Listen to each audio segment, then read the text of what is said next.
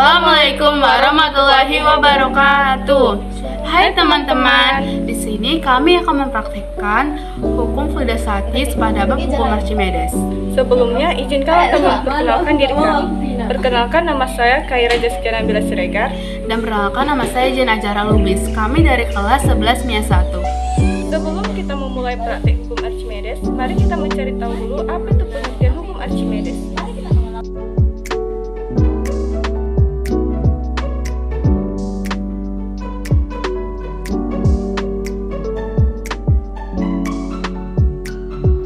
Pernahkah terpikir olehmu mengapa kapal laut bisa mengapung di atas permukaan air, kapal selam bisa tenggelam di laut, dan balon udara bisa melayang? Hal tersebut dapat dikaitkan dengan hukum Archimedes loh. Yuk kita cari tahu apa itu hukum Archimedes. Hukum Archimedes adalah sebuah hukum tentang prinsip pengapungan di atas jet cair. Hukum Archimedes adalah hukum yang menyatakan bahwa setiap benda yang sebagian atau seluruhnya terendam dalam jet cair atau sebagian jet cair mempunyai gaya dorong ke atas pada benda tersebut, atau yang sering disebut gaya apung. Selanjutnya kita akan mendengarkan bagaimana sih sejarah awalnya hukum Archimedes tersebut ditemukan. Yuk, mari kita simak penjelasannya. Jadi, awal mula tercetusnya hukum Archimedes bisa dibilang secara tidak sengaja.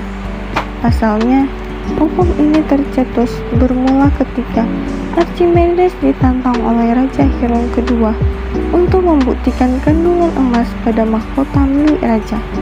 Ketika itu, Archimedes kebingungan dengan tantangan yang diberikan oleh sang raja, hingga pada akhirnya dia merasa bingung dan menceburkan diri ke dalam bak mandi yang penuh dengan air.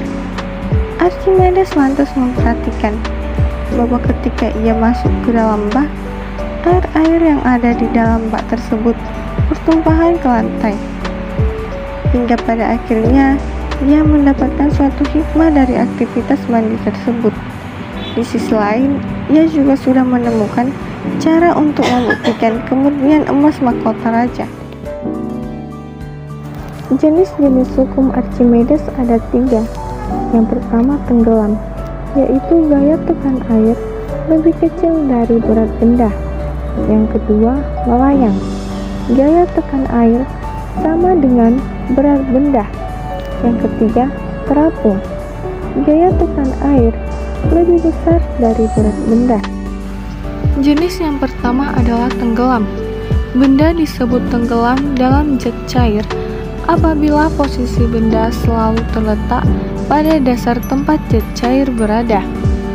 Kejadian ini terjadi ketika massa jenis jet cair lebih kecil dari massa jenis benda. Contohnya, besi atau baja akan tenggelam jika dimasukkan ke dalam air, karena massa jenis besi lebih besar dari massa jenis air. Pada keadaan tenggelam, berat benda di dalam cairan lebih besar daripada gaya ke atas oleh cairan. Jenis yang kedua adalah melayang. Benda melayang dalam jet cair apabila posisi benda di bawah permukaan jet cair dan di atas dasar tempat jet cair berada. Keadaan ini terjadi ketika massa jenis jet cair sama dengan massa jenis benda. Benda yang melayang berada di antara dasar bejana dan permukaan cairan. Contohnya, telur yang dimasukkan ke dalam air yang lalu ditambahkan sedikit garam akan melayang karena massa jenis keduanya sama. Jenis yang ketiga adalah terapung. Benda terapung dalam jet cair apabila posisi benda sebagian muncul di permukaan jet cair dan sebagian terbenam dalam jet cair. Keadaan ini terjadi saat massa jenis jet cair lebih besar dari massa jenis benda. Contohnya, styrofoam atau plastik akan terapung jika dimasukkan ke dalam air. Berikut ini adalah rumus-rumus mengenai hukum Archimedes. Bunyi hukum Archimedes. Jika benda dicelupkan ke dalam zat cair, benda tersebut akan mengalami gaya ke atas yang besarnya sama dengan berat zat cair yang dipindahkan oleh benda tersebut. Sebelum memulai percobaan, kita sediakan barang-barangnya terlebih dahulu. Yaitu yang pertama adalah 3 buah telur, kemudian 3 buah cup, dan juga 10 sendok garam. Yang pertama kita masukkan air dengan takaran yang sama ke dalam ketiga cup. Nah, selanjutnya setelah semua air ditaruh pada takaran yang sama pada semua cup, selanjutnya kita memasukkan garam. Nah, pada cup pertama kita tidak memasukkan garam, pada cup kedua kita memasukkan 1 sendok garam. Lalu pada cup ketiga kita memasukkan 2 sendok garam. Nah, setelah garamnya sudah ditaruh kepada cup kedua dan ke cup ketiga, kemudian telur pertama kami masukkan ke dalam air yang tidak tercampur oleh larutan garam. Nah, kemudian telur akan dimasukkan ke cup yang berisi 1 sendok garam.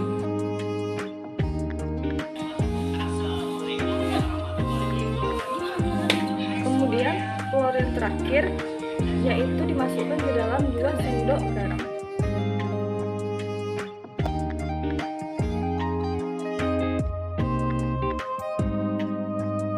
Setelah melakukan percobaan, ayo kita ketahui apa sih hubungan percobaan ini dengan hukum Archimedes.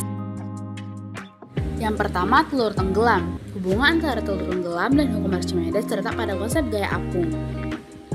Telur tenggelam dikarenakan massa jenis telur lebih besar daripada massa jenis air. Itu menyebabkan telur tenggelam. Kedua, melayang. Sama seperti telur tenggelam, hubungannya dengan Archimedes terletak pada konsep gaya apung. Nah, biasanya ketika kita memasukkan telur ke dalam air biasa, telur bisa tenggelam. Karena massa jenis telur lebih besar daripada massa jenis air. Namun ketika kita memasukkan 1 sendok garam, massa jenis air menjadi lebih besar daripada massa jenis telur, sehingga menyebabkan telur melayang. Ketiga, mengapung. Hubungannya dengan hukum Archimedes juga terletak pada gaya apung. Nah, pada telur melayang kita hanya menambahkan 1 sendok garam. Namun pada telur mengapung kita menambahkan 2 sendok garam. Hal itu menyebabkan massa jenis air menjadi lebih padat daripada sebelumnya, sehingga menyebabkan massa jenis telur menjadi lebih sedikit dan menyebabkan telur mengapung. Nah, sekian video praktek kami pada bab hukum Archimedes. Jika ada kesalahan dalam pembuatan video kami, mohon dimaafkan. Assalamualaikum warahmatullahi wabarakatuh.